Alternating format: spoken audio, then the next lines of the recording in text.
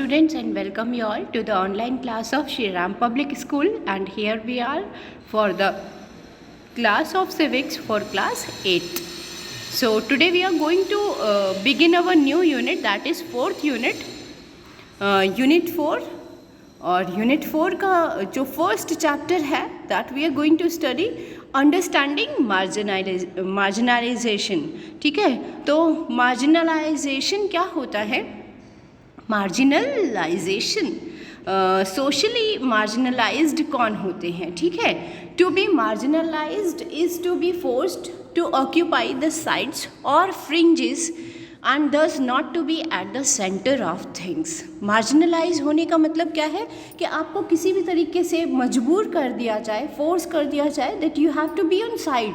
आप किसी भी चीज़ के, पर्टिकुलरली किसी चीज़ के सेंटर ऑफ अट्रैक्शन या सेंटर ऑफ पॉइंट नहीं हो सकते हैं. फॉर एग्जाम्पल, सपोज करिए आप एक गेम खेलने जा रहे हैं और आप एक गेम में एक टीम प्ले आप करने जा रहे हैं. सपोज फुटबॉल है या क्रिकेट है, जो भी है ना, और आपको क्या कर दिया जाए, हमेशा एक्स्ट्राज में रख दिया जाए. That means if any player would be unable to play the game, तब आपका टर्न आएगा. तो ये क्या हुआ? मार्जिनलाइजेशन हुआ, where you are not getting the opportunity, the proper opportunity to perform. ठीक है, और या फिर आपको क्या कर दिया जाए, आपको अगर क्लास की बात करें तो अगर आपकी क्लास, मतलब क्लास में आप बैठे हैं, ठीक है, if you are not like most people in your class, तो आप क्या हो जाएंगे?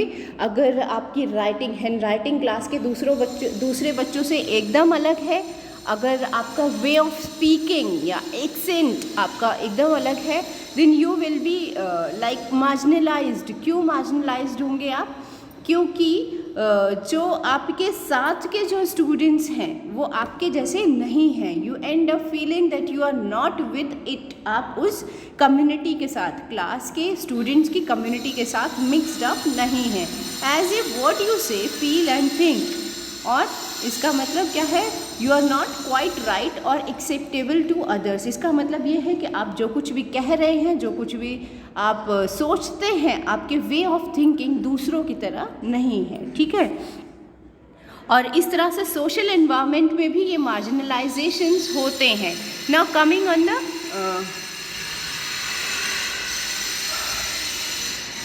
On the topic, we have a chapter Adivasi family in Delhi.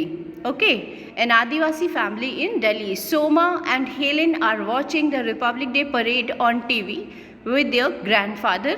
Republic day parade चल रही है टीवी पर, और ये दो बच्चियां हैं, गर्ल्स हैं, they are watching TV with their grandfathers. तो अब एक बोलती है, oh see an Adivasi float. दादू, why do they always show Adivasis as only dancing? यानी वो, ये लड़की पूछती है कि दादू सिर्फ आदिवासीज को सिर्फ डांस करते हुए ही हमेशा क्यों दिखाते हैं?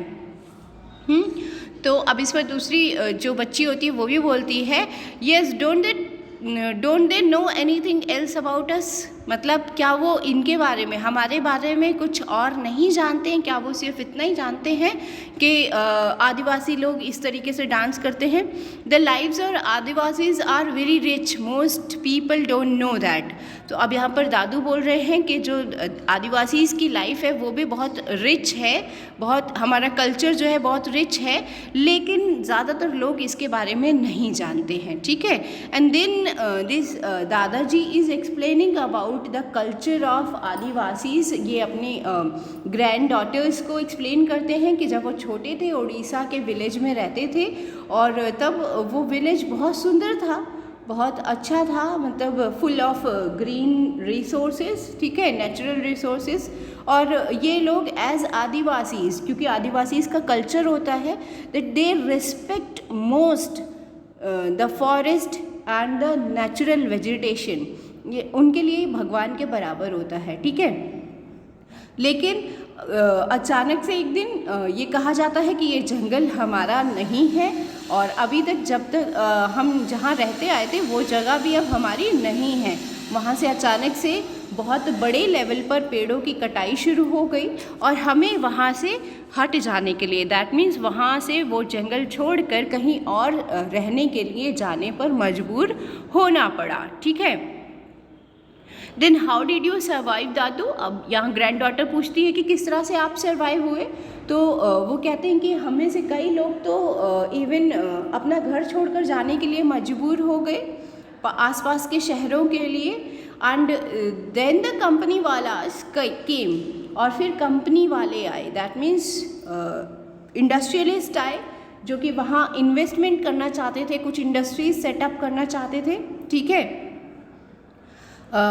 और उसके लिए वो क्या करना चाहते थे, वो यहाँ के लोगों को कुछ जॉब अपॉर्चुनिटीज़ भी प्रोवाइड कर रहे थे। Only a few were given token jobs, और कुछ ही लोगों को टोकन जॉब्स दी गई थी, लेकिन हम में से ज़्यादातर लोगों ने क्या नहीं की, अपनी ज़मीनें नहीं बेची। ठीक है, और फिर क्या हुआ कि हम लोगों को मारा गया, हम लोगों को धमकाया गया।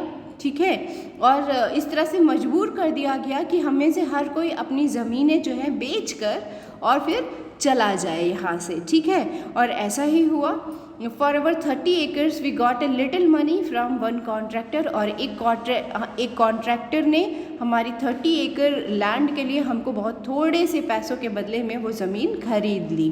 ठीक है, the money hardly lasted in the city, और ये इतना थोड़ा पैसा था कि हम लोग जब शहर आए तो वहाँ कुछ ही दिनों के गुजारे के लिए ये पैसा सफिशिएंट था, और उसके बाद हमारे पास पैसे नहीं रह गए। हम लोग छोटे से किराए के घर में रहते थे, और वहाँ पर अपनी जो जंगल की जो एक फ्री लाइफ होती है उसको बहुत मिस करते थे। ठीक है, इसके बाद कुछ साल बाद वो दादाजी बताते हैं कि इसके कुछ साल के बाद में तुम्हारे पिताजी को, दैट मीन्स उनके बेटे को, दिल्ली में एक जॉब मिल गई, और ये सब लोग वहाँ सेटल हो गए, दिल्ली में शिफ्ट हो गए। That is why both of you did not go to school for several year, और यही वो वजह है कि कुछ सालों तक तुम लोग स्कूल नहीं जा पाए थे, क्योंकि उस टाइम पर ये लोग जॉबलेस थे। I hated going back to school. We had missed so much of our studies and other children made fun of us.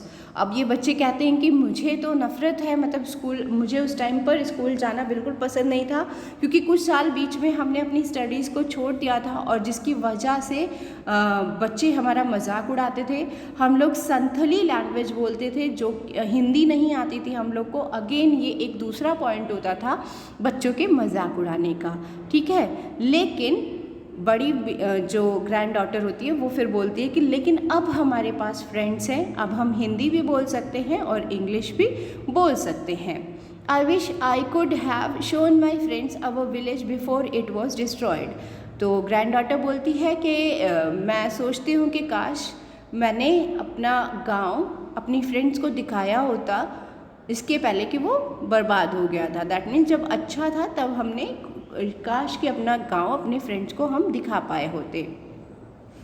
तो दादू बोलते हैं कि अभी भी आप अपने गांव के बारे में बच्चों को बता सकते हो। ठीक है, और ये एक जस्ट एक स्टोरी थी उड़ीसा की एक आदिवासी फैमिली की, और इस तरह के बहुत सारे आदिवासी फैमिलीज़ हैं इंडिया में। Millions of Adivasis live in India, और इनको हम लोग नॉर्मल लाइफ या नॉर्मल कम्युनिटी के तौर पर ट्रीट नहीं करते हैं। ठीक है, तो सबसे पहले who are Adivasis? So the answer is tribal are also referred to as Adivasis, और the Adivasis is the community. The Adivasis are the communities who live and often continue to live in a close association with forest. They are known as Adivasis. About 8% of India's population is आदिवासी। लगभग हमारे देश की 8% जो population है वो आदिवासियों की population है, और भारत के ज़्यादातर जो माइनिंग इंडस्ट्रियल सेंटर्स वो आदिवासी इलाकों में ही लोकेटेड हैं, चाहे वो जमशेदपुर हो, राउरकेला हो, बोकारो हो, या फिर भिलाई का प्लांट हो। ये सब जगहें जो हैं वो ज़्यादातर आदिवासी इलाकों में ही इस्टेब्लिश्ड है। Adivasis are not a homogeneous population, और आदिवासी भी हर जगह के आदिवासी कबीले या कम्युनिटी जो हैं वो एक जैसे नहीं होते हैं, इनमें भी अलग अलग कम्युनिटीज़ होती हैं। There are over 500 different Adivasi group in India. और आदिवासी जो है वो पर्टिकुलरली कई स्टेट्स में, अलग अलग स्टेट्स में रहते हैं, और हर एक स्टेट के जो आदिवासी हैं उनकी अलग एक कम्युनिटी होती है। और सिर्फ स्टेट की नहीं, उस स्टेट में भी कई कम्युनिटीज़ इंटरनली फिर आदिवासियों की कई अलग अलग कम्युनिटीज़ रहती हैं, ठीक है। और इनमें हायरार्की जो है वो बहुत कम होती है। इसमें सबसे ज़्यादा जो कम्युनिटीज़ हैं उड़ीसा की में हैं। Orissa is home to more than 60 different tribal groups, और उड़ीसा जो है वो मोर देन 60 ट्राइबल ग्रुप्स का डेस्टिनेशन है। दैट मीन्स एक कह लीजिए कि होम है, ठीक है, वहाँ के जंगल। और यहाँ की हायरार्की जो है वो बहुत कम ही मेंटेन होती है। This make them radically different from other communities. और यहाँ पर क्या होता है, यहाँ पर जाति वर्ण सिस्टम जो है वो मतलब नहीं होता है, ठीक है, जैसा कि दूसरे कबीलों में होता है। दूसरे कबीलों में ये सिस्टम बहुत ज़्यादा होता है, जाति वर्ण कम्युनिटी।